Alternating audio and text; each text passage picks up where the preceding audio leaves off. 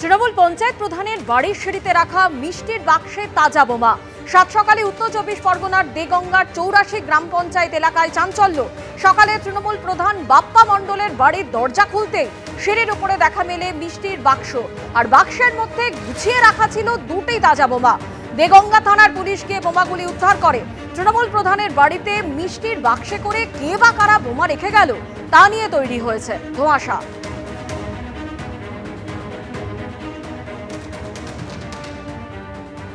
যেমনটা আপনাদের জানাচ্ছিলাম, একেবারে তৃণমূল প্রধানের বাড়ির সিঁড়িতেই রাখা মিষ্টির বাক্স, আর তাতে পাওয়া গেল তাজা বোমা।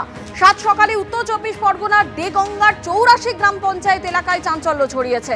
সকালে তৃণমূল প্রধান বাপ্পা মণ্ডলের বাড়ির দরজা খুলতেই সিঁড়ির উপরে দেখা মেলে মিষ্টির বাক্স, আর বাক্সের মধ্যে গুছিয়ে রাখা ছিল দুটি তাজা বোমা।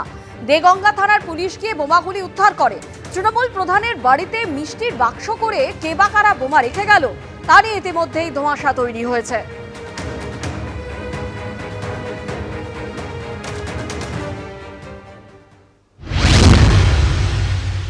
সকাল ৫:৩০টার দিকে মা দরজা খুলে দেখে গেটের সামনে একটা পার্সেল আছে। মা সঙ্গে সঙ্গে আমাকে ডাকে। আমি দেখি পার্সেলটা, আমার একটু সন্দেহ হয়। আমি পার্সেলটাকে নিয়ে সরিয়ে রাখি সাইডে এবং আমার মেজদাকে ডাকি। ও এসে কাঁচি দিয়ে পার্সেলটার সাইডটা কাটে, গিয়ে দেখে দুটো বোম আছে এর মধ্যে। দুটো বোম রয়েছে? হ্যাঁ। আপনার বাড়িতে এভাবে বোম রাখলো কারা? সেটা বলতে পারবো না। কারোর সঙ্গে শত্রুতা? না, আমার সঙ্গে কারোর শত্রুতা নেই। রাজনৈতিকভাবে? না। বিরোধীরা কেউ রেখেছে? না না। তাহলে এই পরিস্থিতি কি আতঙ্কিত? আতঙ্কিত আছি, বাবা মা নিয়ে থাকি, খুব আতঙ্কে আছি। ওই দেগঙ্গার ওই অঞ্চলে একটি বিশেষ শান্তিপ্রিয় মানুষ বসবাস করেন এবং তাদের নির্বাচনের পদ্ধতি এটাই যে বাড়িতে নারকোল পাঠিয়ে দেওয়া, মিষ্টির বাক্স পাঠিয়ে দেওয়া এবং তার সঙ্গে থান কাপড় পাঠিয়ে দেওয়া। কার্যত ওই সমস্ত জায়গাকে তৃণমূল কংগ্রেস বিরোধী শূন্য করেছে।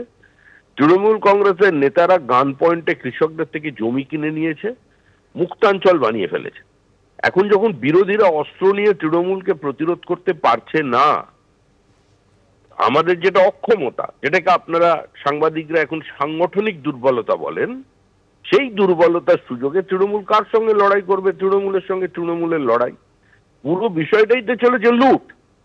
বিষয়টাই তো হচ্ছে যে সমস্ত সোশ্যাল ওয়েলফেয়ার প্রজেক্টের ওপরে দখলদারি, সরকারি ফান্ড মানে পঞ্চায়েতের টাকার তছরূপ, খাস জমি দখল, বিভিন্ন মানুষের জমি কেড়ে নিয়ে বিক্রি, পাট্টা কেড়ে নিয়ে বিক্রি, এই তো পরিস্থিতি।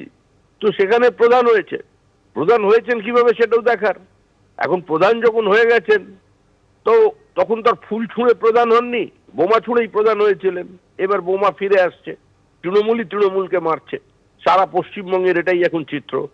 যখন যাবার সময় হয়ে এসেছে তখন যে যতটা পারছে চুষে নিতে চাইছে, আর তার থেকেই এ ধরনের ঘটনা ঘটছে। তৃণমূলের বাক্সে বোমা মানে মিষ্টি, মিষ্টি মানে বোমা। তৃণমূল সব মিলেমিশে একাকার করে দিয়েছে। বোমা মিষ্টির ফারাক নেই। আরো অনেক কিছু দেখতে হবে পশ্চিমবাংলায়, আরো অনেক কিছু দেখতে হবে। দেগঙ্গা ১০০তে ১০০ তৃণমূল ছাড়া কেউ নেই। পঞ্চায়েতের প্রধান সকালে ঘুম থেকে উঠে দেখছেন তার বাইরে মিষ্টির বাক্সের মধ্যে তাজা বোমা। তাজা বোমাটা এত মিষ্টি এখন তৃণমূলের নেতাদের কাছে, একজন তৃণমূলের নেতা আরেকজন তৃণমূলের নেতার বিরুদ্ধে রাগ করতে গেলেও মিষ্টির বাক্সের মধ্যে করে বোমা পাঠাচ্ছেন। অন্য আর কেউ নেই, হয় পুলিশ নয় তৃণমূল। তৃণমূলের নেতাদের জিজ্ঞাসা করুন, বাংলাকে ধ্বংস করার সমস্ত ব্যবস্থা পশ্চিমবাংলাতে হচ্ছে। এটা তারই একটা লক্ষণ। এই নিন্দা কোনো ভাষা নেই, দুর্ভাগ্য।